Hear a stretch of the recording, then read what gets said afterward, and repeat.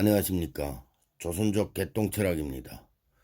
오늘은 훈민정음에 대해 말씀드려 보겠습니다. 훈민정음은 세종대왕께서 하늘의 뜻을 받고 미래 대륙을 지배할 언어로 만드신 게 아닐까 생각하게 되네요.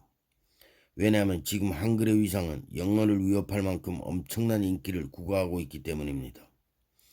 만약 중국이 망해서 나라가 쪼개진다면 아무래도 철학이 있고 인권도 있고 주권 또한 국민한테는 고도로 발전한 우리 대한민국의 일부가 흡수되려 하지 않을까요? 그렇다면 대한민국은 정말로 한글 때문에 큰 덕을 보는 것은 아닐까요? 초창기 한글을 만드실 때 세종대왕께서는 글을 모르는 우리 백성들을 불쌍히 여기어 한글을 창제하였으며 또한 한문을 이해하고 중국인들과 소통을 하기 위해 한글을 제작한 걸로 알고 있습니다. 어차피 한글은 한문을 이해하고 중국인들과 원활한 소통을 하기 위해 만든 언어이기 때문에 중국인들 또한 한글을 쉽게 배울 수 있다는 것입니다. 그래서 나중에는 중국인들도 쉬운 한글을 배우고 한문은 한글을 받쳐주는 문자로만 사용될 가능성이 높다는 것이 내 추측입니다.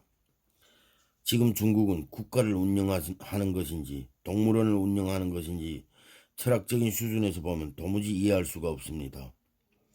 아무리 이기적이고 타산적이라지만 자기 민족을 어떻게 동물원 개돼지 사육하듯 인권과 자유를 억압하는지 모르겠습니다. 중국인들은 중원이라는 이 땅에서 5천년 동안 노예로 살아왔지만 지금도 노예가 아닌 것처럼 보여도 자유와 인권을 억압받는 노예로 살아가고 있지 않습니까? 이런 나라가 망하지 않으면 어떤 나라가 망하겠습니까? 중국 속담 중에 중국은 쪼개졌다가 다시 합치기를 반복한다는 속담이 있습니다.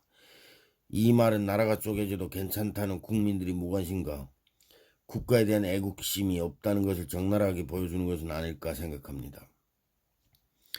옛날에는 구심점이 될 만한 대명분이 없었기 때문에 한문이라는 문자 하나가 구심점이 되어서 백성들을 소통 가능한 곳으로 모여들게 하였고 그런 이유로 중국이 쪼개져도 다시 합칠 수 있었던 것은 아닐까 생각하게 됩니다. 만약 지금 중국이 쪼개진다면 다시 합칠 수 있다고 생각하는지는 모르겠지만 그렇게 생각한다면 당신들은 아주 큰 오산을 하고 있는 것입니다. 중국이란 나라가 다시 쪼개졌다가 합친다면 내 손에 장을 지질 것입니다. 왜냐하면 지금은 한문보다 우수한 문자가 많기 때문입니다. 일단 한글만 하더라도 영어와 비교될 만큼 위상이 높아졌기 때문에 한문을 한글에 비교한다면 한문은 그냥 역사박물관에서 잠이나 자야 하는 수준이라고 생각합니다. 중국이 지금까지 5천년 동안 버텨온 건 백성에 대한 애민정신이 투철해서가 아닙니다. 그렇다면 연민이라는 대명분이 구심점을 만든 것도 아닙니다. 그렇다면 중원이 지금까지 버텨오고 중국이라는 나라가 형성되기까지는 아마도 한문이라는 문자가 구심점이 되어서 지금까지 버텨온 건 아닐까 생각합니다. 비록 한문은 중국에서 사용되어 왔지만 누가 봐도 한문은 중국 사람들의 독자적인 문자는 아니지 않습니까?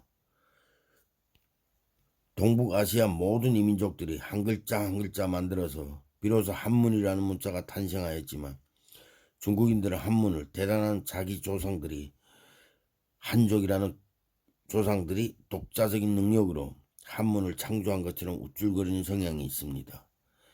하지만 한문은 절대 우수한 언어가 아닙니다. 왜냐하면 만자 이상 되는 문자를 일일이 외워야 하기 때문에 문맹률이 상대적으로 굉장히 높다는 것입니다.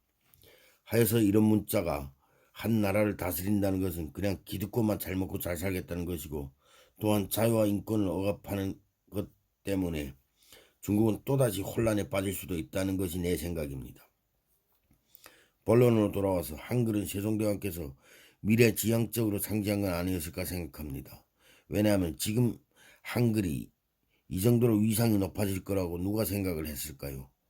우리 위대하신 세종대왕께서 심한 반대에도 불구하고 한글을 고집하고 밀어붙이지 않았다면 지금의 대한민국은 오늘날의 영광과 위상을 창출할 수 있었겠습니까? 감사합니다. 오늘은 여기까지 하겠습니다.